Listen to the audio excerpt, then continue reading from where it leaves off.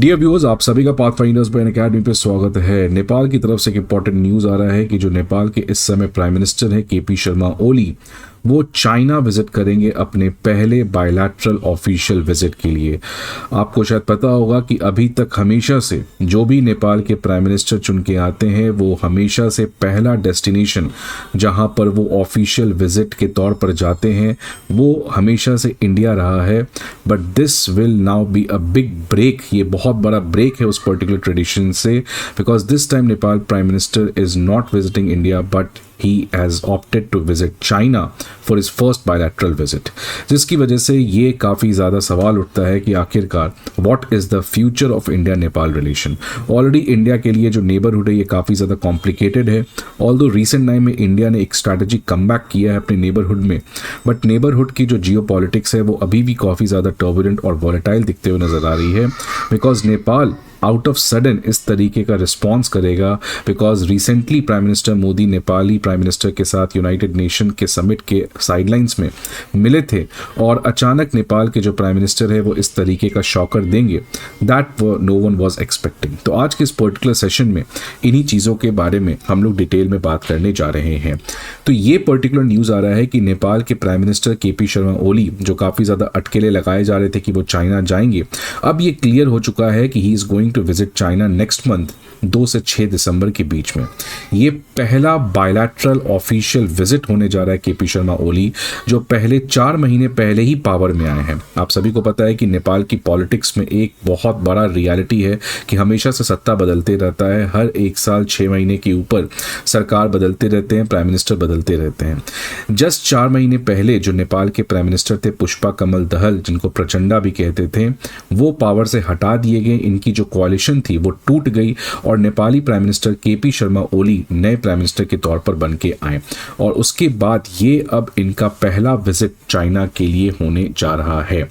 और ये क्यों एक बहुत बड़ा बात है, जैसा मैंने पहले भी डिस्कस किया कि this is a break from the tradition, because अभी तक हिस्टोरिकली हमेशा जब भी कोई भी नेपाल के प्राइम मिनिस्टर चुन के आए हैं वो हमेशा से अपना पहला ऑफिशियल विजिट इंडिया के लिए ही करते हैं। लेकिन ये कोई केवल नेपाल की स्टोरी नहीं है। इनफैक्ट रिसेंटली जब मालदीव्स के प्रेसिडेंट मुइज़ू चुन के आए थे तो वो भी इंडिया नहीं विजिट किए थे अपने पहले ऑफिशियल विजिट के लिए, बिकॉज हमेशा से मालदीव्स के जो भी प्रेसिडेंट आते हैं उनका हमेशा से पहला विजिट इंडिया होता था। बट इस बार मुइज़ू ने इंडिया छोड़कर वो टर्की चले गए और टर्की के बाद चाइना गए। रिसेंटली वो इंडिया आए थे जब वो बहुत ज़्यादा हेल्पलेस थे।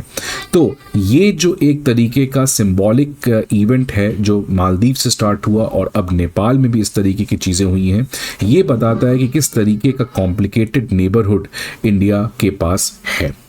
आगे बढ़ने के पहले एक इंपॉर्टेंट इन्फॉर्मेशन आप सभी को देना चाहते हैं कि 20 नवंबर को हमारे बैचेस करोल बाग, मुखर्जी नगर, पटना और प्रयागराज इन चारों सेंटर्स में स्टार्ट होने जा रहे हैं at a very very discounted price of 59,999। So please try to enrol you as soon as possible. Karol Bagh के डिटेल्स आपको यहाँ पे देखने को मिल सकते हैं। मुखर्जी नगर, प्रयागराज और पटना, इन चारों बैचेस के डिटेल आपको यहाँ पे देखने को मिल सकते हैं। Unacademy IAS comprehensive GS course के अलावा CSAT ऐसे writing course, comprehensive current affairs, full length test series और ऑप्शनल जैसे कोर्सेज को भी प्रोवाइड करता है। इन सारे इंफॉर्मेशन के लिए आपको हमारे ऑफलाइन ब्रांचेस पर विजिट करना होगा, या नहीं तो आप हमारे ऐप को भी डाउनलोड कर सकते हैं। नाउ ये जो एक तरीके से इंडिया, नेपाल और चाइना के बीच में जो एक इतना स्ट्रॉन्ग रिलेशन है ये कई सालों से चल रहा है। इनफैक्ट नेपाल चाइना के BRI प्रोजेक्ट का मेंबर भी है और उसके अंदर चाइना ने सिग्निफिकेंट इन्वेस्टमेंट नेपाल के डोमेस्टिक इकोनॉमी में किया है। लेकिन सबसे बड़ा टर्निंग पॉइंट नेपाल और चाइना के रिलेशन में आया था 2019 में, जब चाइना के प्रेसिडेंट शी जिनपिंग अपने पहले बायलैटरल विजिट में नेपाल गए थे। और जब शी जिनपिंग नेपाल विजिट किए थे तो एक बहुत बड़ा अपग्रेड आया था इन दोनों कंट्री के रिलेशन में, जहां पे इन दोनों की relationship strategic partnership of cooperation featuring ever lasting friendship और डेवलपमेंट एंड प्रॉस्पेरिटी में कन्वर्ट किया गया था। मतलब एक तरीके का highest form of partnership in दोनों कंट्री के बीच में हुआ था इस पर्टिकुलर विजिट में। तो इसके बाद चाइना और नेपाल की जो दोस्ती है वो बहुत ज़्यादा स्ट्रांग हुई है। खासकर केपी शर्मा ओली जब से पावर में आए हैं तब से ये हमेशा से प्रो चाइना पॉलिसी रखे हैं। अगर आप केपी शर्मा ओली का स्टेटमेंट देखेंगे रिसेंट टाइम में तो उन्होंने क्लियर कह दिया था कि किसी भी तरीके की एंटी चाइना एक्टिविटीज़ को वो नेपाल में अलाउ नहीं करेंगे। दूसरा चीज़ उन्होंने कहा था कि नेपाल जो है वो वन चाइना पॉलिसी के प्रति 100% कमिटेड है।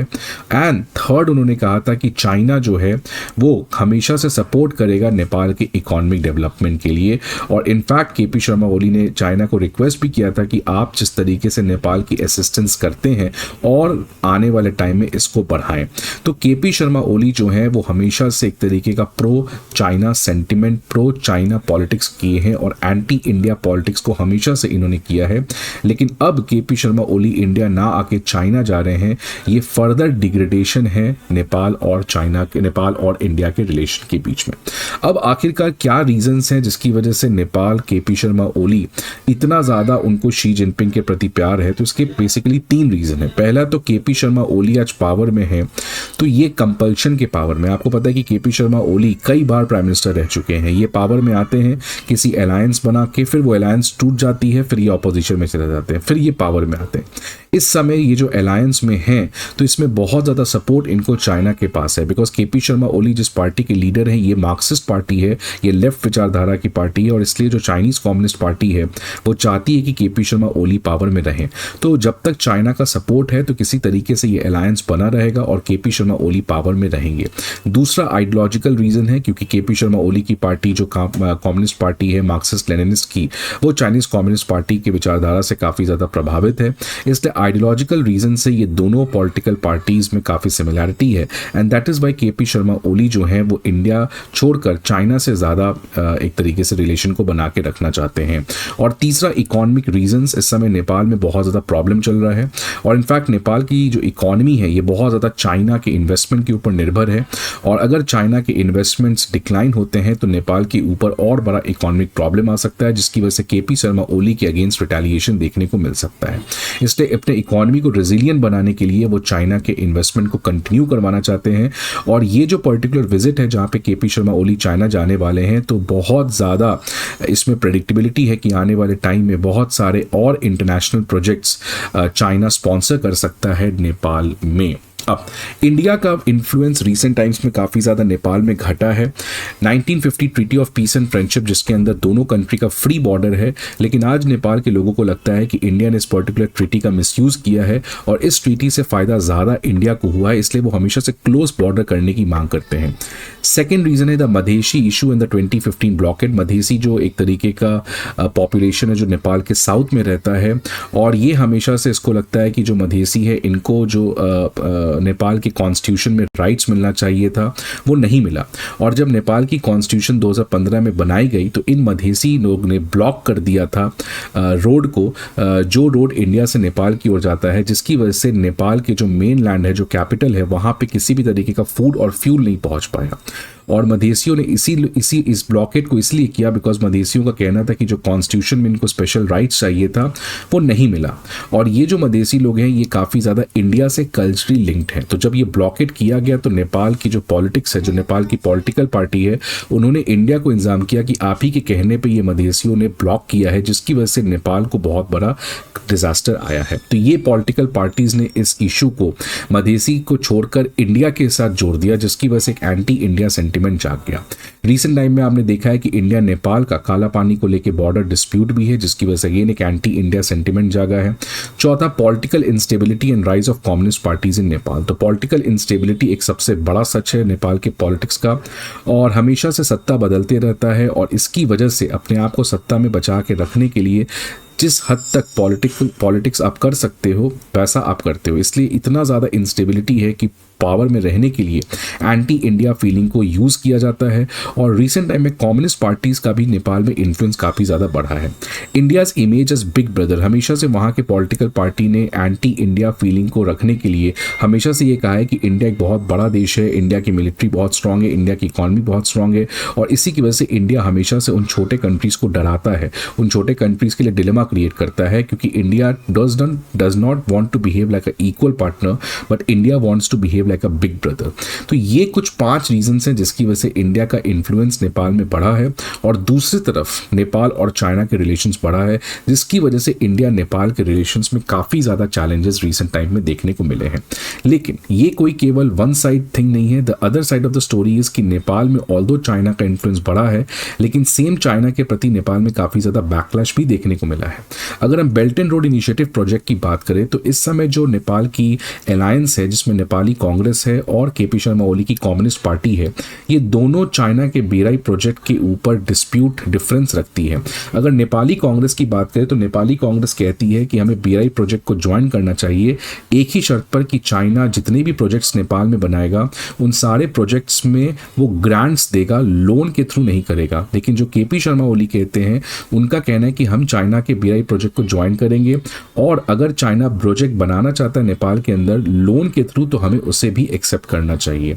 तो ये एक तरीके का डिफरेंस ऑफ ओपिनियन है, बिकॉज जिस तरीके से श्रीलंका में इकोनॉमिक क्राइसिस आया और चाइना का एक बहुत बड़ा रोल था, बिकॉज श्रीलंका का मोस्ट ऑफ द कर्ज वो चाइना से था, और इसी के बाद से जिस नेपाल के लोग हैं, जो नेपाल की पॉलिटिकल पार्टी हैं, उनका चाइना से लोन लेना एक बहुत ही ज़्यादा डिफिकल्ट चीज़ लग रहा है, जिसकी वजह से आज बहुत सारे नेपाल के लोग एंटी चाइना फीलिंग को भी रखते हैं।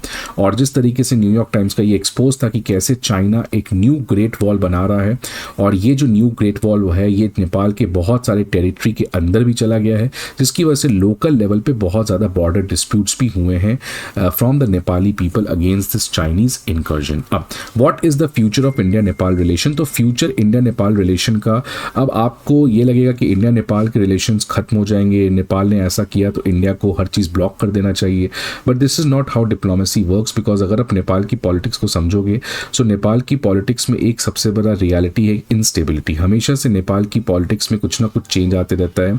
अगर आप देखेंगे इस समय नेपाल की 3 प्रमुख पार्टी, एक है नेपाली कांग्रेस जिसके लीडर हैं शेर बहादुर देउबा, दूसरे तरफ है केपी शर्मा ओली जो इस समय प्राइम मिनिस्टर है communist party of Nepal unified Marxist Leninist के, और तीसरे पार्टी है मायावती सेंटर पुष्पा कमल दहल। अगर आप देखोगे तो ये तीनों पार्टी में कोई भी एक पार्टी अपने दम पर सरकार नहीं बना सकती है, 2 पार्टी को मिलकर ही अलायंस बनाना पड़ेगा और फिर वहां से सरकार चुन के आएगी। तो कभी सीपीएन और मायावती एक साथ हो जाते हैं, कभी सीपीएन नेपाली कांग्रेस एक साथ हो जाते हैं, कभी नेपाली कांग्रेस और मायावती एक साथ हो जाते हैं। तो हमेशा से हर 6-8 महीने पे आप देखोगे नेपाल में कोई ना कोई नया प्राइम मिनिस्टर आ रहा है। इसलिए अभी केपी शर्मा ओली हैं, कल को हो सकता है नेपाली कांग्रेस वापस में आ जाए, या कल को हो सकता है मायावती सेंटर वापस में आ जाए। इसलिए नेपाल के ऊपर हमें ज़्यादा फोकस करने की ज़रूरत नहीं है, बिकॉज कब तक केपी शर्मा ओली रहेंगे पावर में ये बात इनको खुद नहीं पता। इसलिए इंडिया नेपाल के रिलेशन में काफ़ी ज़्यादा एक साइक्लिक फेनोमेना है, वो डिपेंड करता है कि नेपाल की किस पॉलिटिकल पार्टी में है। But in general India Nepal के रिलेशन आने वाले टाइम में और ज़्यादा स्ट्रांग होगी या स्टेबल होगी। डिक्लाइन साइक्लिकल होगा, बीच बीच में होगा, फिर वापस से हो जाएगा। बट केपी शर्मा ओली को इस तरीके से इंडिया को डिच करना लास्ट मोमेंट में, that was not a good thing. उस ट्रेडिशन को इन्होंने कंटिन्यू करना चाहिए था। आपके क्या व्यूज पॉइंट है इस केपी शर्मा ओली के इंसिडेंट के बारे में, आप जरूर कमेंट बॉक्स में बताएं। आई होप आपको ये वीडियो अच्छा लगे। See you again the next video, till then good bye.